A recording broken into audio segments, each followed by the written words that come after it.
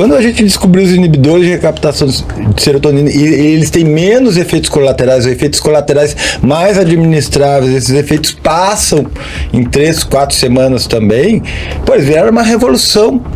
Né? E aí tem 2 efeitos interessantes, porque, por exemplo, antes chegava o cara lá dizer pra você que tava deprimido, você dizia, cara, você não tá deprimido, vai pra casa. Por quê? Porque você não tinha uma terapêutica pra ele, ou a terapêutica que você tinha pra ele ia deixar ele pior. Certo? Então você só dava o diagnóstico de depressão daquele paciente que efetivamente quer ter o tratamento, mandava ele pro psicólogo. Certo?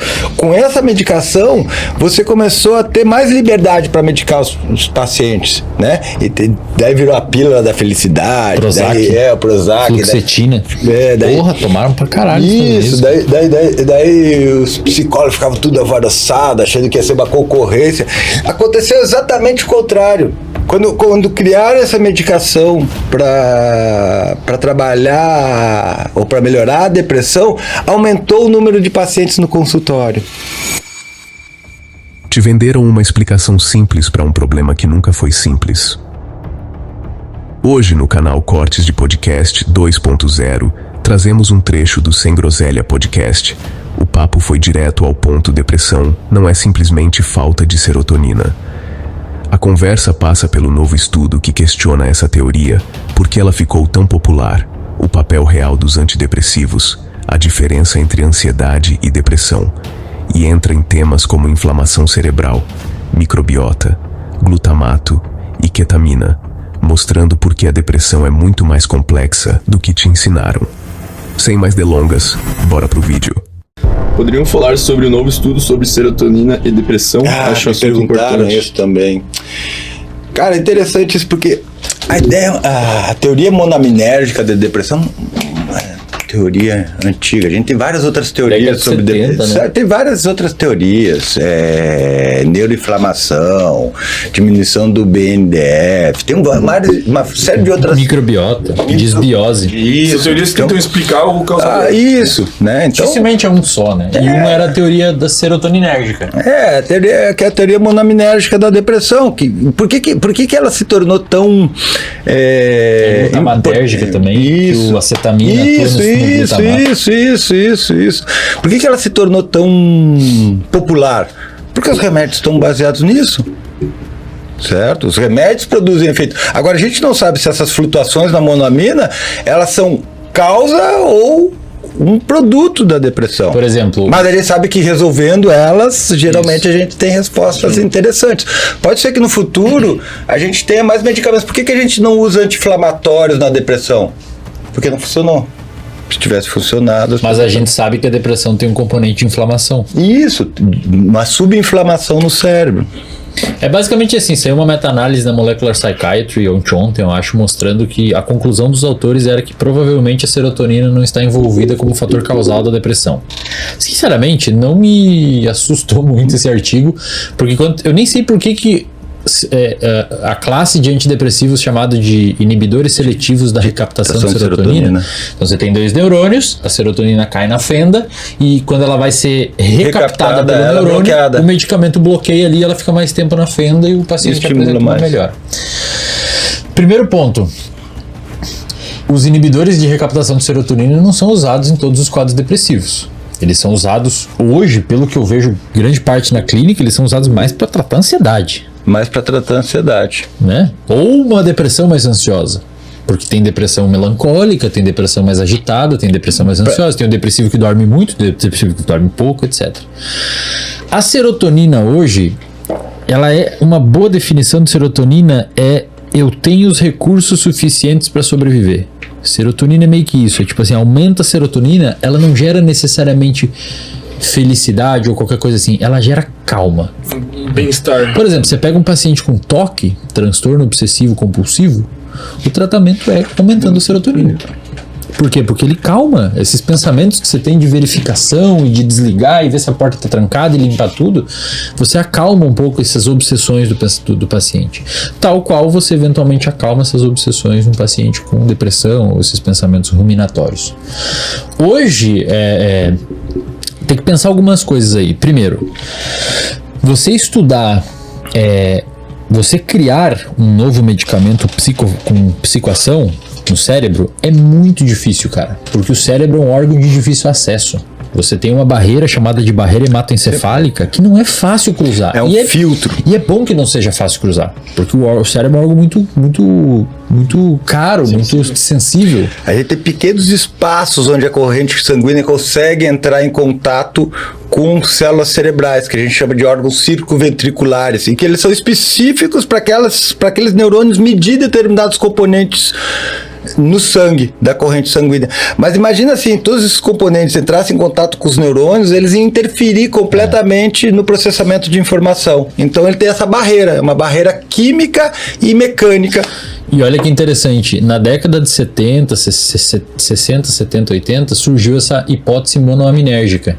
Se descobriu que pacientes com determinado tipo de quadro fisiológico periférico tomavam algum medicamento que aumentava ou reduzia, acho que era pacientes com tuberculose, alguma coisa assim, tomou um medicamento que inibia uma enzima chamada IMAL, que é a monoaminoxidase, mexia nos níveis de monoamino, o paciente relatava melhor de humor. A monoaminoxidase é uma enzima que ela degrada as monoaminas, serotonina, noradrenalina e dopamina, né? Então você inibe essa enzima, você aumenta o nível desses neurotransmissores no cérebro. Só que quando você vai ver os medicamentos atuais hoje, antidepressivos, o protótipo deles é da década de 50, 60. Mexer na dopamina, mexer na noradrenalina e mexer na serotonina. São os antidepressivos tricíclicos. Hoje a gente tem, com o surgimento da década dos anos 2000 para cá, o surgimento de um novo antidepressivo chamado de cetamina.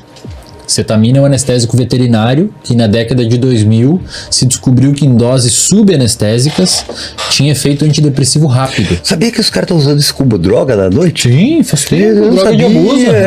Eu peguei os Droga de pacientes abuso. agora. Bom. Droga de abuso. Cetamina, Qual é o bem-estar? cetamina ela é dissociativa, né? Então você meio que dá umas O viajadas. pessoal também chama de ketamina. Ketamina. Ok. Tipo um codeína. Cara, mas então, tipo assim, a depressão tem vários indicativos. Aonde que a cetamina atua, cara? Ela não tem nada a ver com a serotonina. A cetamina atua num receptor chamado de receptor AMPA, que é sensível a um neurotransmissor chamado de glutamato, que nem é um neurotransmissor modulador, ele é um neurotransmissor mediador. Então ele não é um canal metabotrópico, como o Fábio falou lá atrás, de canais metabotrópicos ligados à proteína G. É um canal iônico. Isso, ele vai mudar o estado elétrico da célula, por Diretamente, Mas sem então agir. tem infinitas formas, talvez, de tu medicar a E depressão. olha que interessante, cara. A cetamina, o paciente toma cetamina e dentro de 2 dias ele começa a relatar, às vezes horas, melhora. O antidepressivo serotoninérgico demora 4 semanas, velho. Pra você E às ter o vezes não resultado. funciona. E às vezes não funciona. 50% às vezes não funciona. Mas qual que é o 25% ônus não funciona. dessa cetamina? É caro hoje, né? É caro. A recém foi feita, uns 12, 13 mil reais os tratamentos. Mas olha que interessante, a gente descobriu uma outra via de efeito muito mais rápido, não tem nada a ver com a serotonina. Ou seja, eu não sei por que as pessoas tiveram tanto alvoroço. E Pra pode mim ter já era uma meio outra óbvio. via lá, porque eu lembro que tu falou uma outra via mais interessante ainda, pô, que pode ser a da questão das fezes, que eu vi que tu comentou. Da microbiota. Da microbiota intestinal. Do transporte das fezes do Isso. rato depressivo. Isso. Hoje a gente sabe que Isso é até muito legal. tem estratégias interventivas usando prebióticos e probióticos, mas acho que ainda está sendo estudado como tratamento de Cara, depressão. tem um cara, se vocês quiserem chamar aqui, o Fabrício Assini. Eu já falei deles pra vocês. É um cara que trabalha bastante com isso. Ele dá muito curso pro pessoal da nutrição. Ele é farmacologista. Ele fez a tese de mestrado e de doutorado dele com canabinoides, né? Com Takahashi, que era um professor bem conhecido da farmácia. E ele é um cara que fala muito disso. Ele é um cara que tem um conhecimento muito grande nisso. É um cara legal de trazer aqui para falar efetivamente sobre isso. Ou seja, tem várias vias, cara. Tem várias. Tu já começou a aprofundar nesses estudos também? Não, ainda não, de microbiota não. É um mundo à parte, né, muita velho? coisa. É outra Não parada. dá para dominar tudo, né? É outra parada, mas eu quero estudar mais sobre isso. Quero estudar mais sobre hormônio também, testosterona e tal. Eu gosto de estudar essas coisas, eu esqueço tudo depois, mas adoro estudar. Se vocês esquecem, imagina. Vocês têm uma memória incrível, cara. Ah, e que eu quero só fazer isso, né, meu? Menos pra nomes. Mas a gente até que tá manjando já algumas coisas assim, né? Não tô mais tão ruim, pô. Eu sabia É que é foda, tipo, a nomenclatura, né? Mas é quando tu ouve, tipo, sei lá o que... via, não sei o que. gramas. Daí tu começa a lembrar da nomenclatura. Pô, isso aí tem a ver com aquilo. Começa a... Mas a depressão, ela é hoje a gente sabe, ela é multifatorial. Então você tem, por exemplo, tem grupos de estudo mostrando que até agrotóxico tem efeitos no desenvolvimento de depressão. Inflamação, obesidade, estresse, sistema imuno, alimentação, microbiota, sedentarismo, pouco sono. Cara, é um compilado. Você tem que E balançar. aí aquela coisa que eu falei, por que essa relação da serotonina com a depressão ficou tão verdadeira? Porque ela era útil. Se a gente descobrir alguma coisa mais útil, se a gente ver que a ketamina é mais útil, Eu acho que entra no papo que você estava falando antes, né? Do futuro da psicologia lá ser menos no diagnóstico, mais na... É mais útil. no se resolve. eu acho que com a evolução das neurociências vai ficar mais claro o papel da psicoterapia na manutenção da saúde mental, né? E acho que esse papel vai ficar mais relevante, né? Por quê? Porque, por exemplo, quando surgiu os inibidores de recaptação de serotonina, os inibidores seletivos de recaptação de serotonina, isso foi uma revolução no tratamento de doenças mentais, porque você tinha um medicamento, os medicamentos anteriores, os antidepressivos tricíclicos, como eles atingiam vários tipos de neurotransmissores diferentes, eles tinham muitos efeitos colaterais, borramento visual, alterações gastrointestinais, ganho de peso, sonolência. Cara, eu tinha problema com respiração, assim, eu ia jogar bola e me faltava muito fôlego. Eu tive que trocar o... Isso. Então, como você tinha muito... Você dava para aquele paciente que estava muito mal, onde a relação custo-benefício ia ser positiva. Quando a gente descobriu os inibidores de recaptação de serotonina, e eles têm menos efeitos colaterais, os efeitos colaterais mais administráveis, esses efeitos passam em 3, 4 semanas também, eles viraram uma revolução. Né? E aí tem dois efeitos interessantes, porque, por exemplo, antes de chegava o cara lá dizer pra você que tava deprimido, você dizia, cara, você não tá deprimido, vai pra casa. Por quê? Porque você não tinha uma terapêutica pra ele, ou a terapêutica que você tinha pra ele ia deixar ele pior. Certo? Então você só dava o diagnóstico de depressão daquele paciente que efetivamente quer ter o tratamento, mandava ele pro psicólogo. Certo? Com essa medicação, você começou a ter mais liberdade para medicar os pacientes, né? Daí virou a pílula da felicidade. Prozac. O Prozac. Fluoxetina. Daí, Porra, tomaram pra caralho. isso, daí os psicólogos ficavam tudo alvoroçados, achando que ia ser uma concorrência. Aconteceu exatamente o contrário. Quando criaram essa medicação para trabalhar ou para melhorar a depressão, aumentou o número de pacientes no consultório. Paradoxal isso. Mas na época, cara, se procurar na época, tem artigos em jornal, em revistas, em divulgação, de vários psicoterapeutas, psicanalistas falando mal da medicação. Né, dizendo que a medicação ia impedir os pacientes de entrar em contato com seus conflitos internos e coisas desse tipo. E foi o contrário. Mas aí não era meio que lobby, assim, tipo... Ah, claro que você tá com medo de perder o mercado, né, cara? Você vê uma concorrência tecnológica vindo aí, os caras reagiram, né? Era a forma deles reagirem. E interessante é que foi o contrário, não teve uma diminuição dos pacientes na clínica, teve um aumento.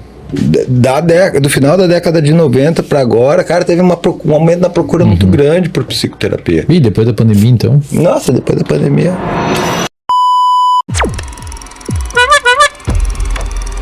E aí, rapaziada, eu vim aqui nessa bicicleta humana pra pedir o teu like nesse vídeo e pra tu se inscrever no canal. Tamo junto. Bom, pessoal, agora que a gente assistiu esse corte sensacional do Sem Groselha Podcast com o Brabo Fermento, dá pra amarrar melhor o que ficou no ar ali no final. O ponto central é esse: depressão não é falta de serotonina, simples assim.